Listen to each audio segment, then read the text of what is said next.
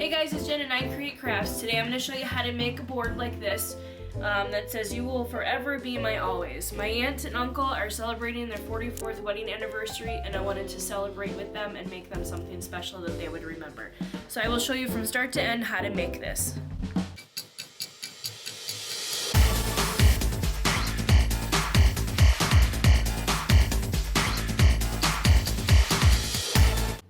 So starting in design space, I'm going to make a few words down here, and I'm going to say, "You will forever be my always." So I'm going to type that in really quick.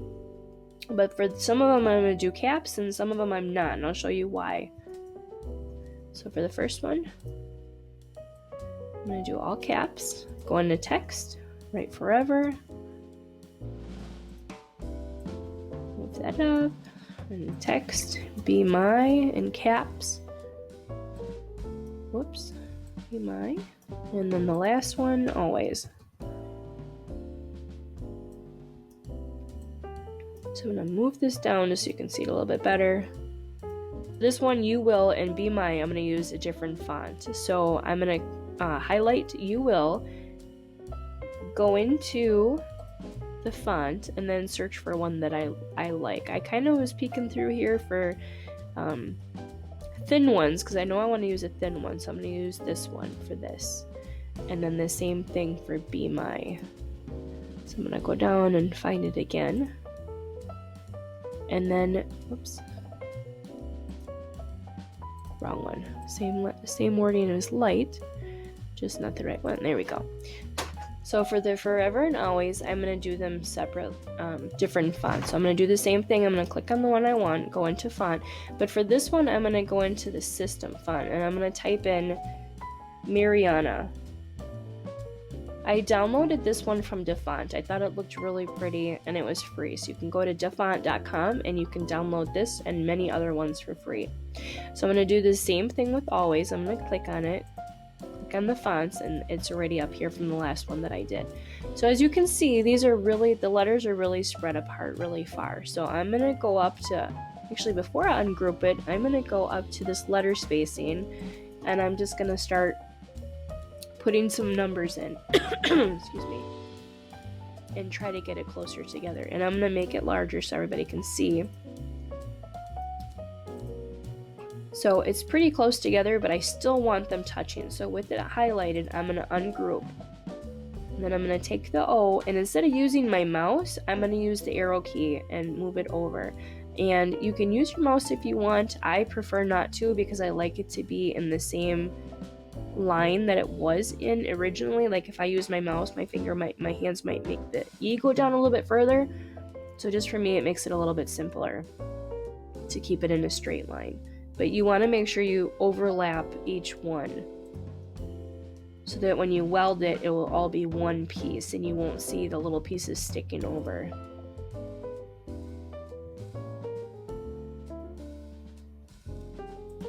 And then the last one. Which also, when you use your mouse, like I said, it kind of like moves it down more. So with this, the arrow key, it lines it up perfectly. So I like how it looks. So I'm going to make it a little bit larger just to make sure I didn't miss anywhere or have something missing. So I like how it is. So with it already selected, I'm going to go to weld. And that's just going to put every piece together for me as is. And if I was missing a little piece here, it will not cut that little piece out. So I'm going to make that a little bit smaller, and I'll work with that in a second. So I'm going to move this one back up. And then the same with the always.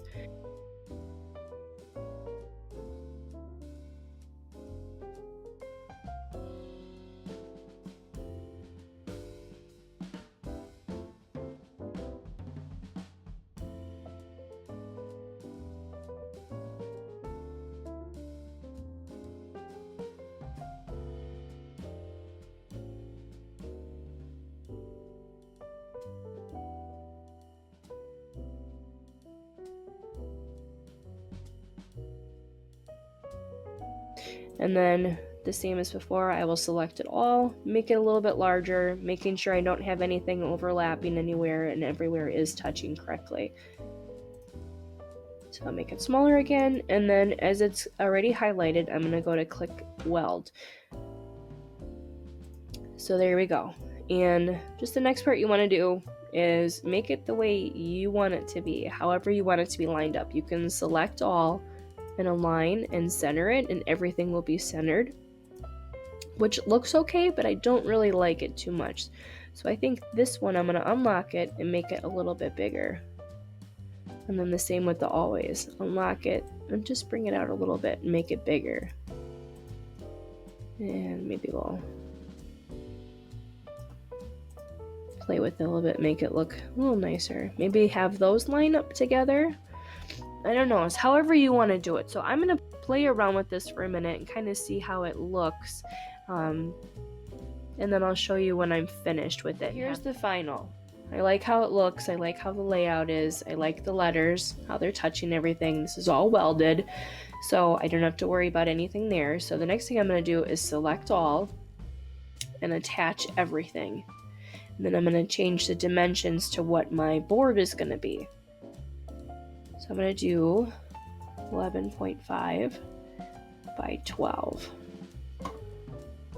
We'll see how that looks. Yeah, I like that. I'll make my screen a little bit smaller so you can see.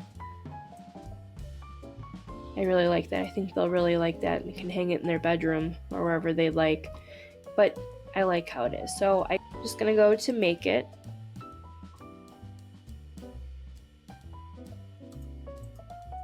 And it all fits in the lines and everything and perfectly. So I'm just going to go to continue. And I was debating on whether painting this or using vinyl, but because it's going to be in their house, maybe I'll just use vinyl and pick out a really pretty color and change the background color of the board that I'm using. Still kind of debating that. So I have all these for my set materials that I use. You might have it different. Use whatever you feel comfortable with. I'm just going to use this vinyl stencil. It just cuts it out, like, it just seems to cut better. So use whatever works for you, but this is what I'm going to do. I'll cut it out, I'll weed it, and then I'll show you the next. Okay, so the next step is, here it is weeded. So it turned out pretty nice. So the next step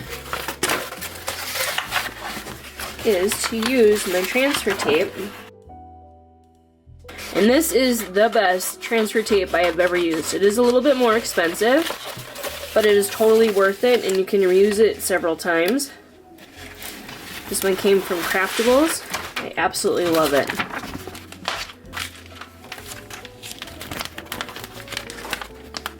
So if you're looking for something new, I would suggest this transfer tape. I normally get it from the dollar store, but after this, after using this and purchasing this, there's no way I'm going to go back. So you take your scraper and you just scrape it really well so your vinyl sticks to your transfer tape. There. And then carefully, I always turn it upside down, and carefully peel away, making sure that you don't leave any pieces of pieces of vinyl left. So there we go. So then you take your sign. Here's my finished sign. And then you put it on here carefully. Trying to find the centerpiece. I also like the lines on here, it really helps. So I kind of like it right there. So it's center on both sides. So then smooth it out really well. And then take your handy dandy scraper again. And scrape it one more time really well. Making sure you get every little spot.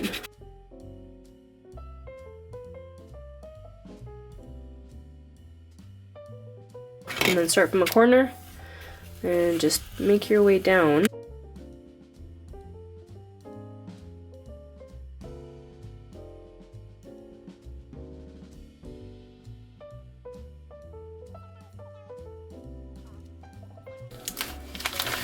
And there you go. I'll have to go in a few places and replace this down where it's not sticking too well, but I'll do that and then I'll show you the finished product. Okay, so here is the final product. I really like how it looks. I did a different kind of paint on the back, and I mixed a black and white together and kind of did a different technique on it. But yeah, this is it. I finished the back. I put a little hanger on it. I put happy anniversary. So yeah, I like how it turned out. I hope you do too, and if you like this design, please feel free to message me and I can send it to you. I just created it. It wasn't that hard to make, but if you're interested in it, send me a message and I'll send it to you. So I hope you enjoy. Thumbs up, and please subscribe if you haven't already. Thanks!